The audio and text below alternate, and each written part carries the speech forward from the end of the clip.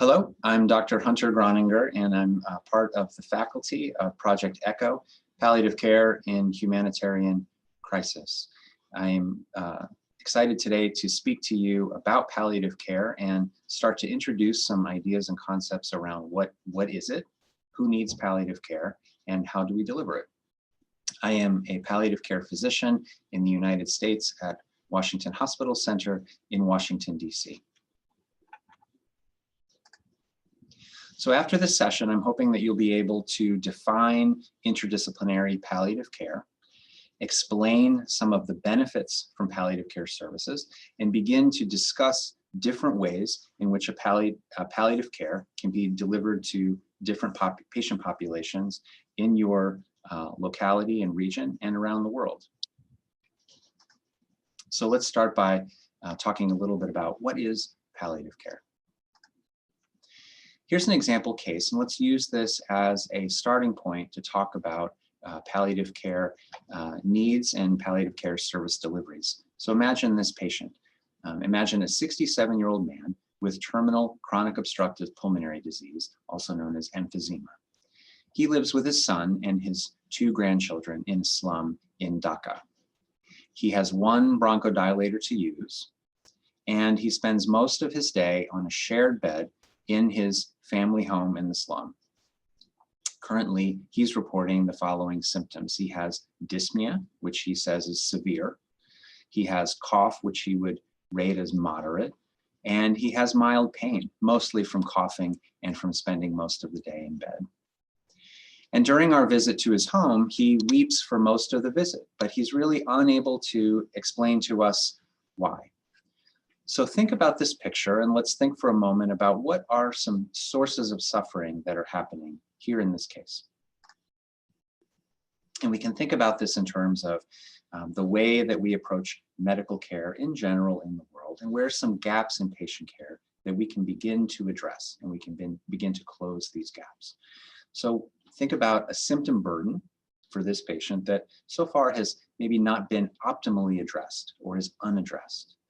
Think about concerns around communication. And we'll talk more about specific types of communication related to living with a serious illness. What does the patient know about his disease? What does he want to know? What does he want his family to know? What kinds of decisions are important to him in terms of his lifestyle and quality of life and important medical decisions? What is his preferred location of care? Perhaps it is to be at home, or perhaps if he needs a higher level of care, he would rather be someplace else if that's possible. For many people around the world who are in higher levels of care in a hospital setting or otherwise, they would actually prefer to be out of the hospital in their home community. And then finally, what are the disease pathways for his underlying medical disorder? And we can apply this to many patients with a chronic progressive illness, how challenging it can be to really understand the trajectory of that chronic progressive illness as it advances over time. The reality of advanced illness and the medical care of patients who are experiencing a serious progressive illness is that when it comes to prognosis, we're really not very good at predicting death very accurately.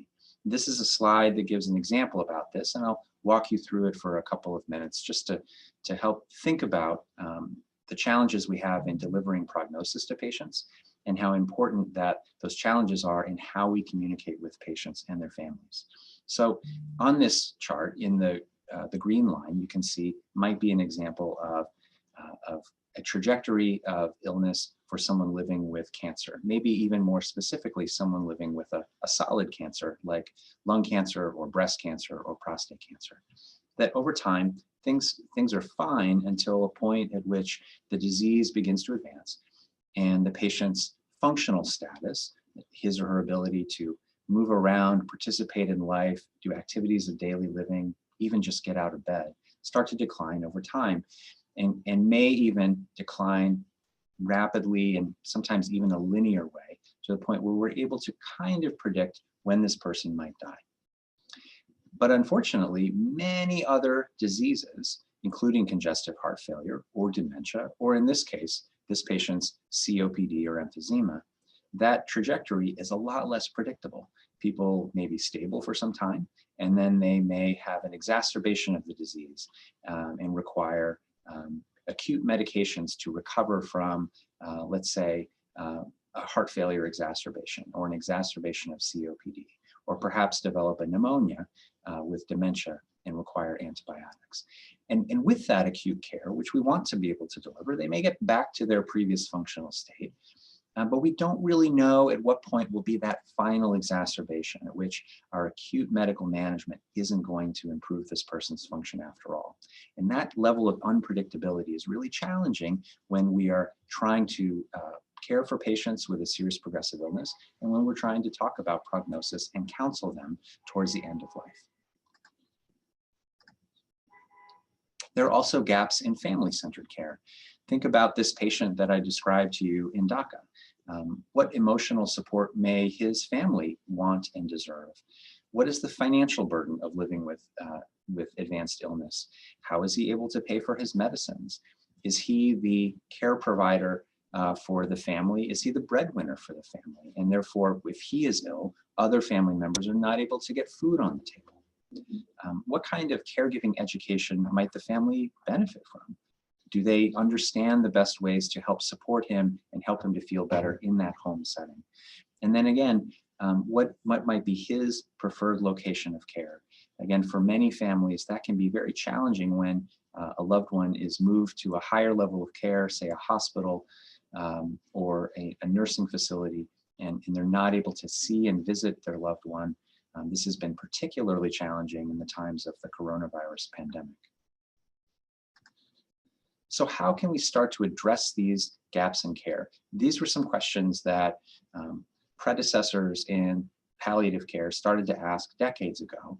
And the World Health Organization defined this new field of palliative care back in 2002. I'm going to read this definition to you, and then we'll talk a little bit about some important points in this definition that help us ground our understanding of what palliative care is. Palliative care is an approach that improves the quality of life of patients and their families facing the problems associated with life-threatening illness throughout the prevention and relief of suffering by means of the early identification, impeccable assessment and treatment of pain and other problems, physical, psychosocial, and spiritual.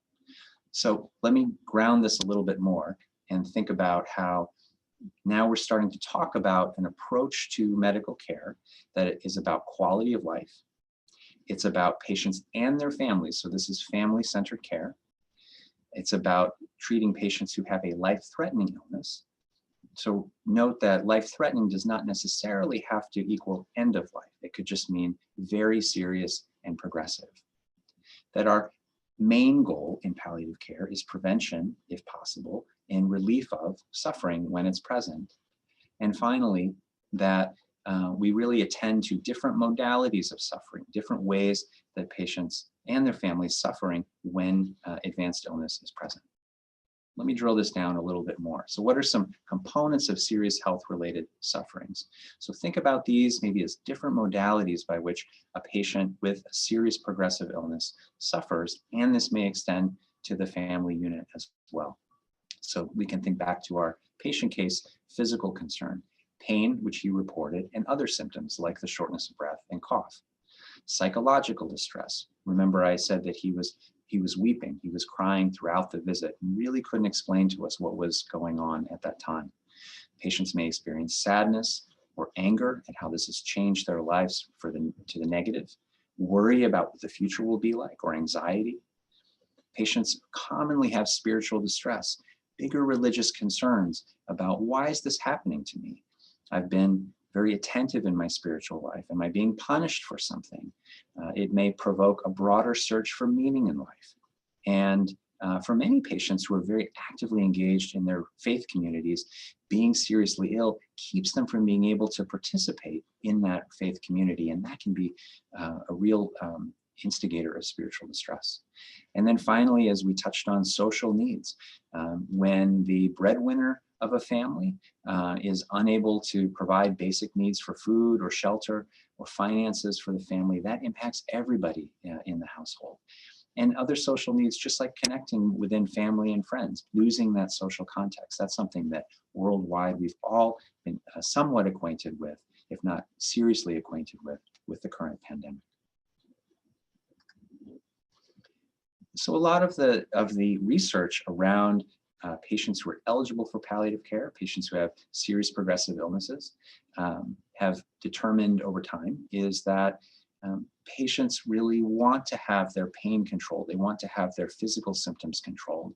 They also want to achieve a sense of control of their illness.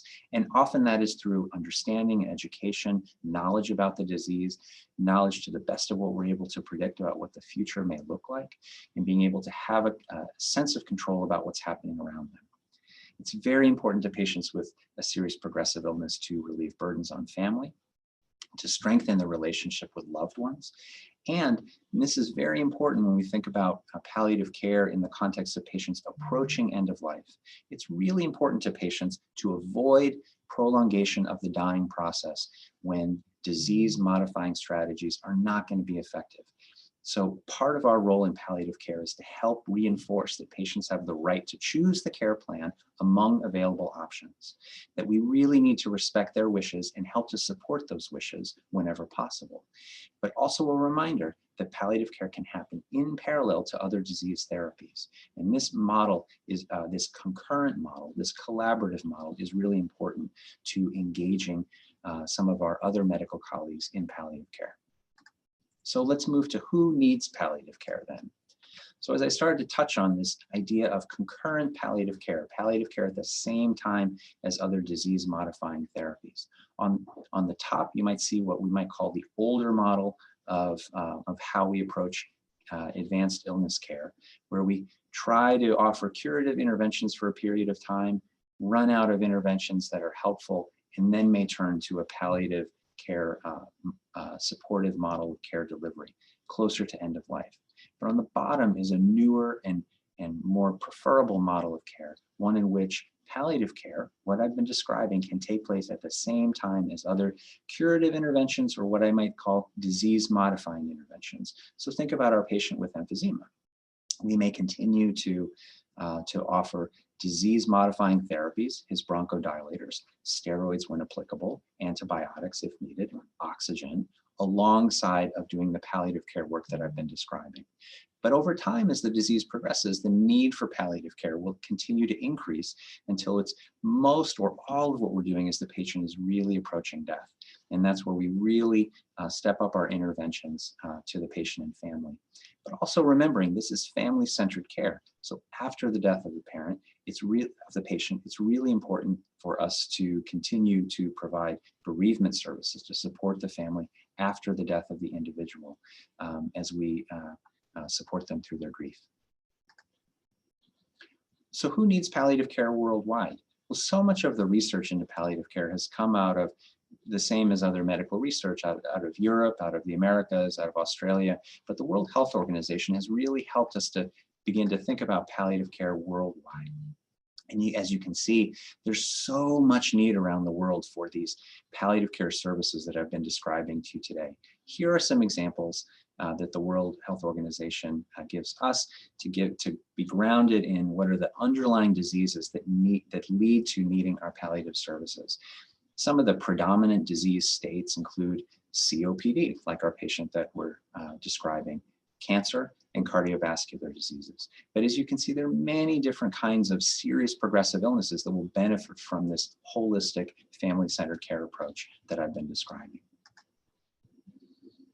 And so palliative care can help people with all kinds of underlying illnesses. It is a need-based discipline. So if a patient has cancer or a progressive neurologic illness or end-stage organ disease, lung disease, kidney, cardiac, liver, etc., a patient with HIV/AIDS that is continuing to progress.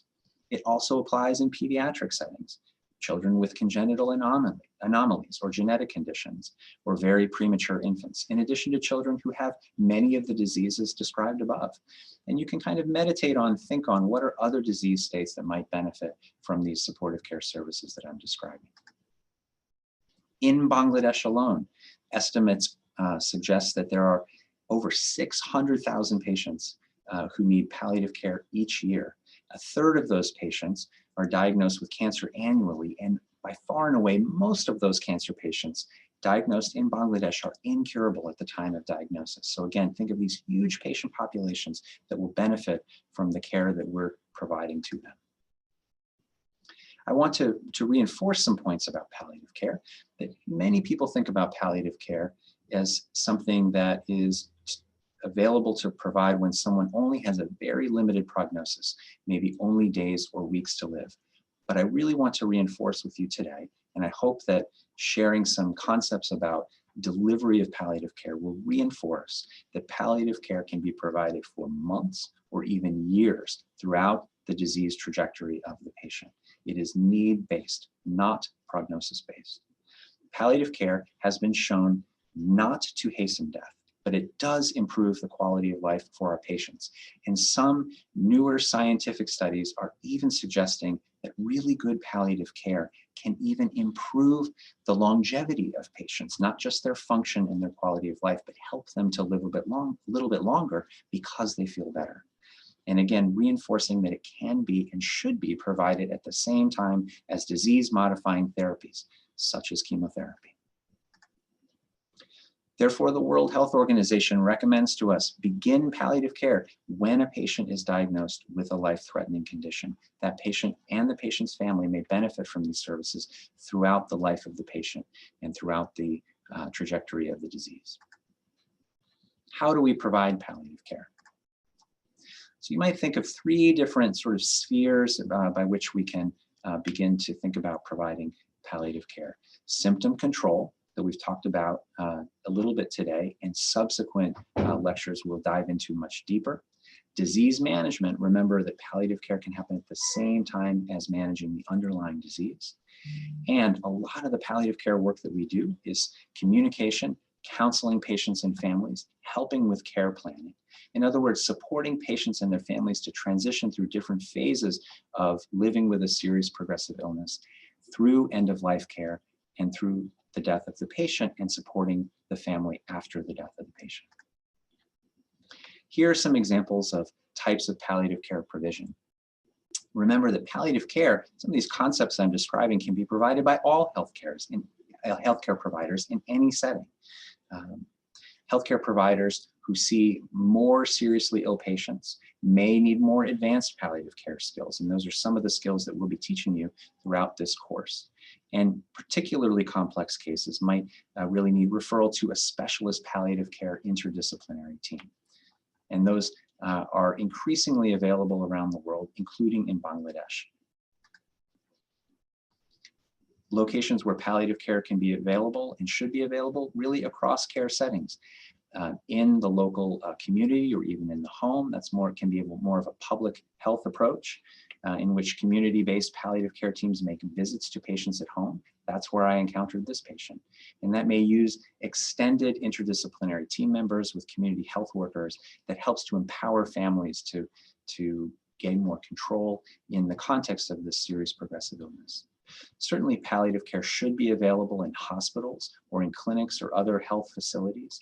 And in many situations, which may be with limited availability in Bangladesh, but perhaps growing over time, hospice facilities, which are specialized health facilities where patients can come to receive palliative care. And that's really generally focused on end-of-life care. Sometimes the best, safest, quietest, most comfortable place for patients and families to experience end-of-life care.